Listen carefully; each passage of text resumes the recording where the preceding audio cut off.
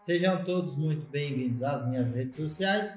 Para quem não me conhece, sou o Glauco. Falarei aqui hoje no meu canal sobre o pedido de demissão e seus aspectos práticos sobre o tema.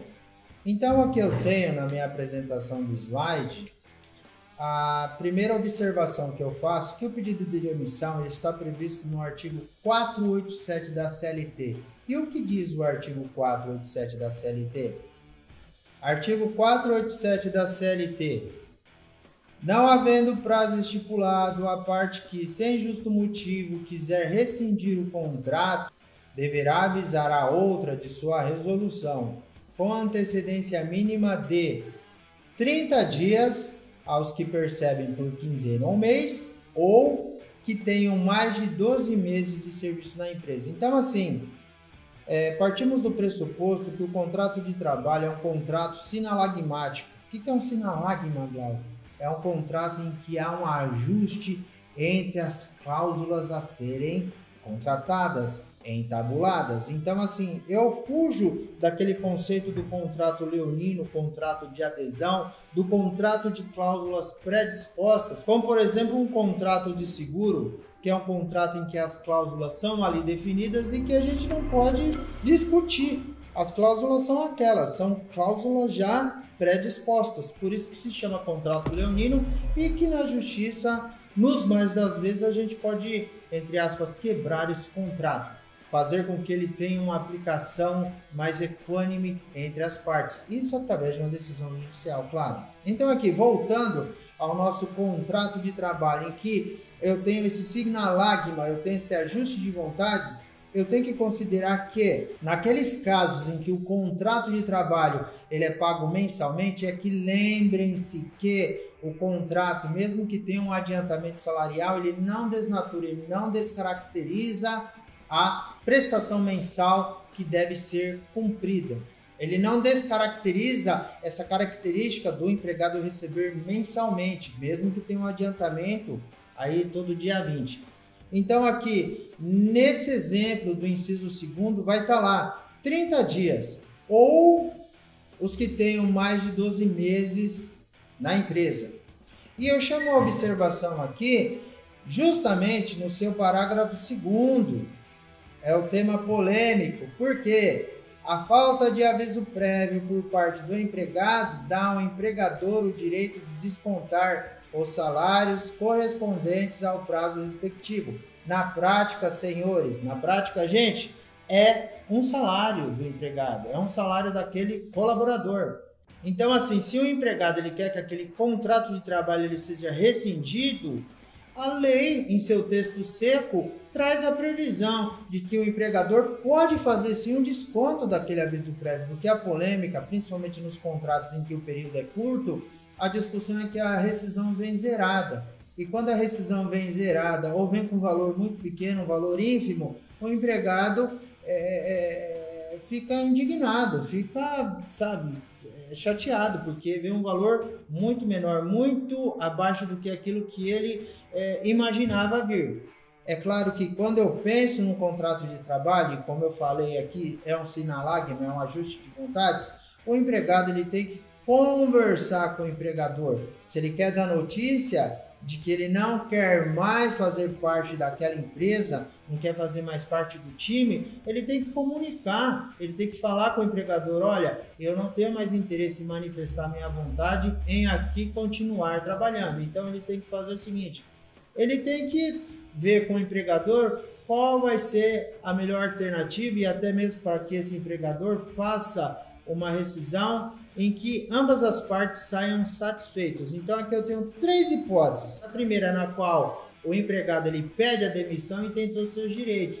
É claro que o empregador ele vai analisar também se é viável para ele pagar todos esses direitos, como se a pessoa estivesse de fato sendo dispensada. Como eu falei no meu vídeo anterior, é dispensa. Então, assim, o que eu tenho nessa realidade? Eu tenho que, na primeira situação em que o empregado ele formula esse pedido de demissão, o empregador ele vai analisar, bom, você está pedindo demissão, eu vou levar para o contador e vou fazer e vou gerar essa rescisão. A segunda hipótese é, como eu já mencionei, é um acordo em que o empregador ele pode não descontar o aviso prévio e, na verdade, não pagar o FGTS. É um acordo, os 40%. Aqui eu falo do FGTS, eu estou falando dos 40%.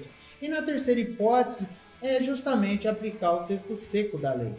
E o texto seco da lei fala no desconto do aviso prévio, porque o empregador ele também não teve a notícia antecipada daquela rescisão do contrato de trabalho pelo empregado. Assim como uma empresa ela pode dispensar o empregado, não pré-avisá-lo daquela dispensa e já nos 10 dias pagar a rescisão, tanto quanto que o empregado ele também tem que comunicar ao empregador de que ele não quer mais continuar com o liame empregatício. Então, na situação em que ele não quer manter esse contrato de trabalho, ele tem que avisar e ali ele tem que, de fato, dizer, e mais para frente eu vou explicar aqui no vídeo, se ele quer cumprir o aviso ou não.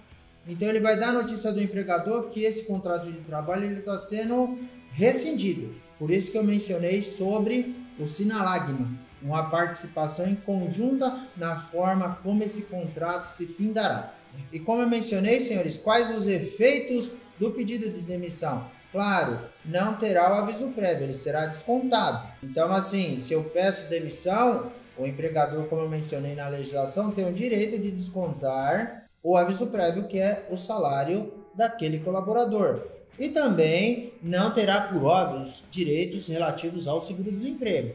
Aqui eu tenho menção ao FGTS. O FGTS, o valor ficará depositado na sua conta vinculada. Claro, não terá direito à indenização dos 40%. Aqui eu não falo multa. A legislação ela trabalha com a informação da indenização.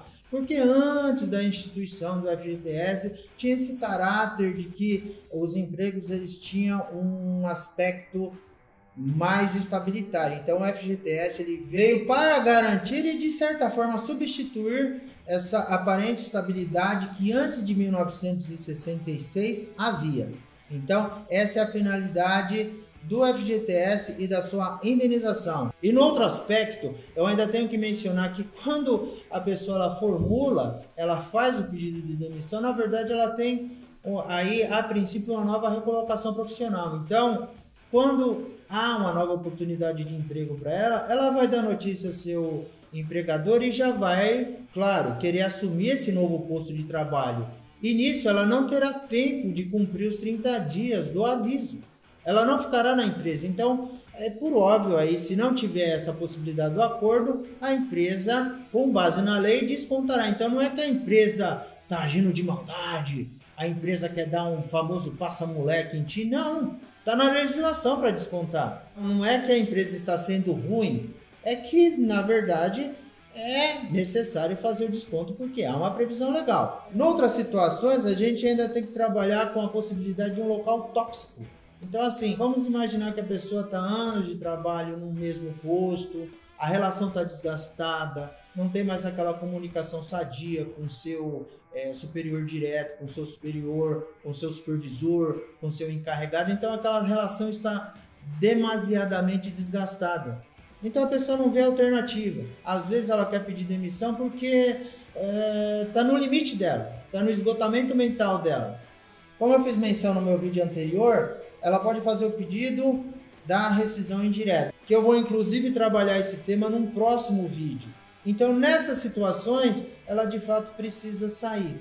Vai ser bom para ela e vai ser também bom para o empregador, porque a gente sabe que existe a máxima, não existe ninguém substituível, mas a pessoa certa no local certo faz toda a diferença.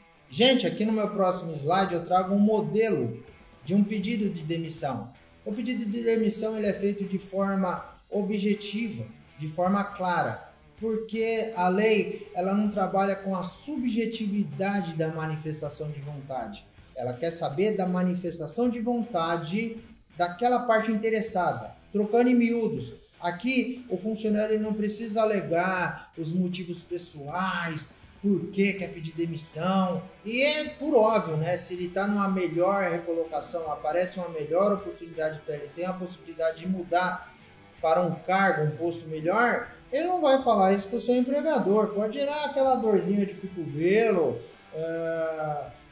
situações ali que possam impedir até mesmo que ele vá para uma nova recolocação. Então, objetivo o pedido. O pedido tem que ser objetivo, tem que ser sucinto. No meu exemplo, que eu trago aqui no meu slide, temos que, olha, aqui eu vou mencionar a cidade, o dia, eu posso qualificar que eu, senhor, fulano de tal, por razões particulares. Olha, gente, isso aqui é um modelo que consta de um processo, só para esclarecimento. Então, aqui, ó, por razões particulares, venho apresentar-lhe meu pedido de demissão do emprego que ocupo nesta empresa, desde a data mencionada, tendo em vista que não irei cumprir o aviso prévio. Então, aqui eu chamo a observação pelo seguinte: no pedido de demissão, eu posso fazer com que conste que eu vou cumprir o aviso prévio, tem que estar expresso, porque pode surgir aí abrir um precedente, uma situação aí, até mesmo de má fé, dizer que